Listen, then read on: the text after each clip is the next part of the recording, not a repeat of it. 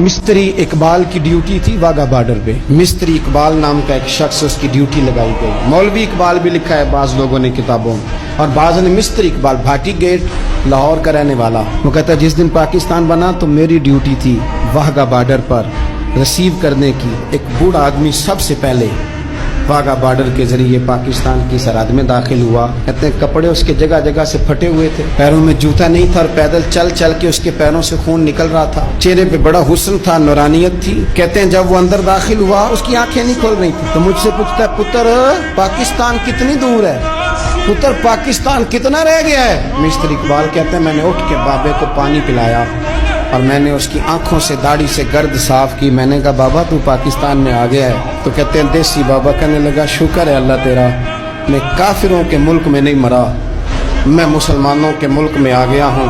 कहते हैं ये लफ्ज कह के उसने ऊंची आवाज में ला इलाहा इल्लल्लाह मुहम्मद रसूलुल्लाह पढ़ा और उसकी रूह परवाज कर दी। इन जज्बों के नीचे ये वतन बना है, इन जज्बों के नीचे, इन जज्बों के नीचे। अल्लाह तेरा शुक्र है, तेरा शुक्र है, मैं अपने वतन में आ गया, अपनी जमीन पे मरूंगा, इसी जमीन पे उठूंगा, ये मेरी धरती है। उब्बुल वतन मिनल ईमान। आप यकीन करें हमें पाकिस्तान से बड़ा प्यार, हमें इसकी धरती से हमारा दिल कुड़ता है, इसलिए कि हमारा कोई इरादा नहीं कि हमारे बच्चे यूरोप शिफ्ट हों। हमें एक मिनट के लिए भी किसी और मुल्क का पासपोर्ट नहीं चाहिए। ये हमारा वतन है, हम इस वतन में बसेंगे, हमारी नस्लें रहेंगी, लेकिन शर्त यह है कि इस वतन में रसूलुल्लाह के निज़ाम का झंडा बुलंद किया जाए। सारे कोशिश करें, ये जब आते हैं ना आपके पास वोट लेने के लिए तो इनसे कहा करें, इनसे बात किया करें कि जरा बताओ पाकिस्तान का मतलब क्या।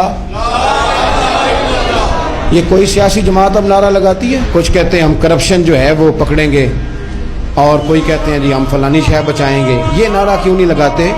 इस नारे को फरोग दें और फिर पाकिस्तान की तामीर और तरक्की के लिए ना ये छोड़ दें कि हुकूमतें सारा काम करें। आज के जुमे में मेरी आपसे अपील है कि एक बंदा कम से कम 3 दरख्त लगाए। मेरे नबी पाक अलैहिस्सलाम ने फरमाया जिसने दरख्त लगाया, जब तक उस दरख्त से कोई इंसान या जानवर फायदा उठाता रहेगा, लगाने वाले को सदका करने का सवाब दिया जाए। अरब के अंदर बेरियों के दरख्त बहुत ज्यादा थे, तो नबी पाक ने फरमाया खबरदार को बेरी का दरख्त ना काटे। पाकिस्तान में दरख्त लग जाए। ये जो गली है ना, ये गली वजीर आजम की नहीं, ये जो वजीर मवासलात है उनकी नहीं, ये गली पाकिस्तान की है। और मैं पाकिस्तानी हूँ, आप क्यों इंतजार कर रहे हैं कि फलाना बंदा आएगा तो हमारी गली साफ करेगा? ये हमारा वतन है, अपने घर की सफाई भी हमने खुद करनी है। और आप उस दीन के मानने वाले हैं कि नबी पाक अलैहिस्सलाम फरमाते मैंने एक बंदे को जन्नत में टहलते देखा, तो मैंने पूछा क्या अमल करके आया है? तो कहा कुछ भी नहीं, गली में रोड़े पड़े होते थे, ये उठा दिया करता था, रब ने जन्नत अता कर दी। इस वतन को सजाएं, इसको संवारें,